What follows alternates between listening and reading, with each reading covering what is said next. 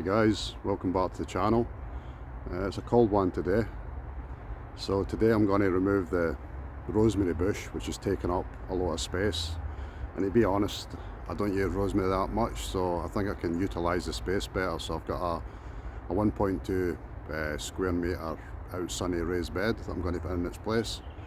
So anyway, time to heat up, start some work.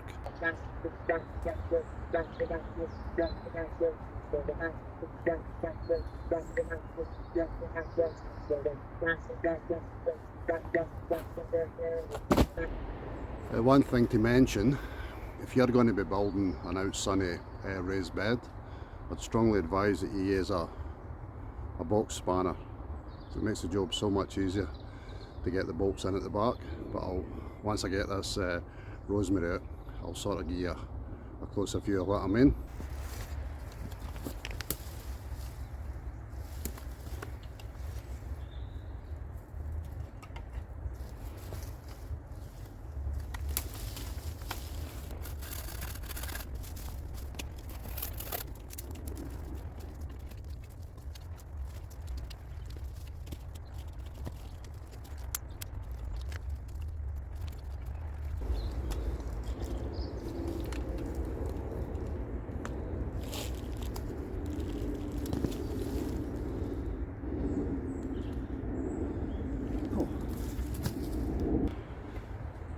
What the hell, that was a task and a half, but it's out. So get some of the never-ending bindweed out, then we'll start preparing the bed. So as you can see, what I was saying earlier about using a box spanner, you've got the nuts at the back and it's quite a tight space, so a spanner or even a socket set sometimes doesn't fit it. So you can do that and just tighten it up. On the other side, to demonstrate, you've got the screwdriver, so it does make it a hell of a lot easier. So that's the raised bed built. Now you line the bottom up with cardboard to suppress the weeds, and as you can see, that's how much bindweed I took out. But to be honest, I'd be there forever more because this plot is absolutely overrun with it. But slowly but surely, as the seasons go on, we will get rid of it. So once you've covered the bottom of the bed with a cardboard, you've got to water it down.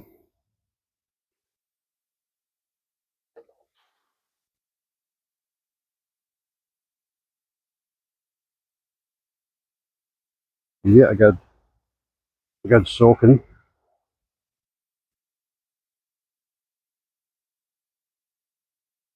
And I'll let that soak in for a bit.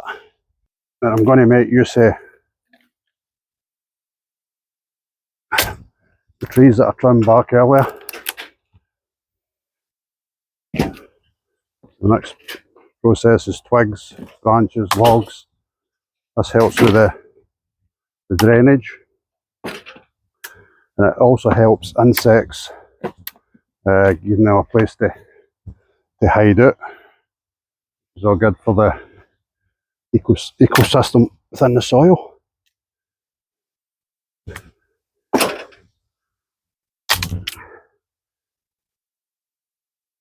done a video previous on this type of raised bed, which is culture. I will leave a link in the description below if you want to have a look at that.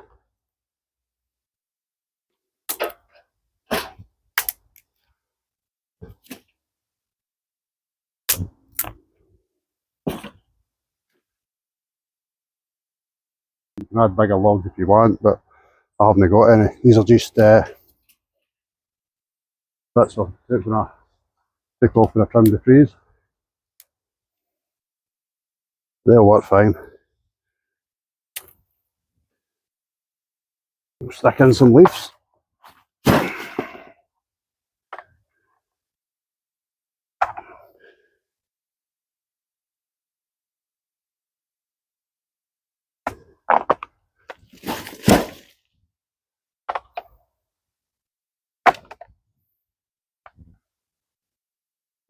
any compostable materials.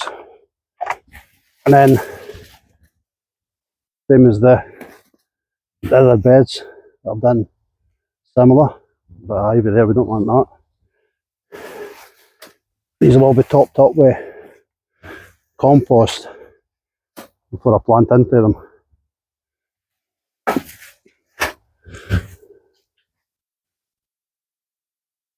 Still got a runner beans that I've got to take down, but I'm leaving them as long as I can because I'm drying off some pods for seed saving. If I come down, they'll go in here as well.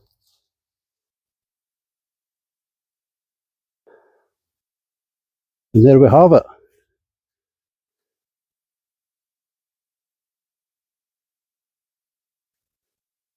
Bye bye rosemary, hello raised bed. So let's have a wee look how everything else is done. The garlic's doing really well. Some here that's covered. That's all showing a lot of green. I'm going to take that cloche off. I think they'll be rooted enough. Stop the birds getting them out. Broad beans in there. Not much of a show. There's one coming through there. So I didn't want them to grow too quick because if they get too big, the frost is going to get to them. I don't know. I put in, I think, a double row, 9 and 9, so 18. Should be a fair amount if they grow. There's another one showing its head there. That's only 2. Onions in this one. They're all mostly all showing green as well. Maybe just I'll just leave the net on there just in case. I'm not sure. They haven't been rooting for very long. More onions in the bathtub. Again, we'll leave that mesh on there. This other garlic, yeah, that's going to get uncovered as well. I think that's strong enough now to tear the birdies. Oh, they're going really nice. The size of them already. Yeah, so I'll get all that off today. And just another quick one on security. I'm quite sure most people, if not everybody, has the normal undesirables coming on and breaking into sheds, etc. Just a couple of ideas I've got. So I've got this solar light. There's a solar panel there. There's a light up there. So that's set to come on at dusk for 8 hours. So my idea there is to, you know, if anybody comes on, it might sort of spook them. They might think somebody's here. Whether that works or not, I don't know. The other thing I was going to mention was, I don't have a lock in my shed. I'll just have one of them. Because to be perfectly honest, locks are just for honest people. And if they want to get in, they'll get in. I mean, it's a garden shed. And if you do lock it up, that's entirely up to you. But you'll tend to find that they'll damage the door and they'll get it open anyway. So just don't keep nothing too valuable in there, or anything that's nickable. I mean, I'm not interested in garden tools and gloves and seeds and things like that. I think it's more petrol streamers and that kind of thing that's sellable. So, as I say, it's entirely up to you, but have a wee think anyway, because, like I say, if they want to get in, they'll get in. And they actually did me a favour, because when I first got the plot, and I had that this shed was on it, and it was locked. So when I asked the council if they had a key, they said no. So I was going to have to sort of break into it anyway, just to get into it.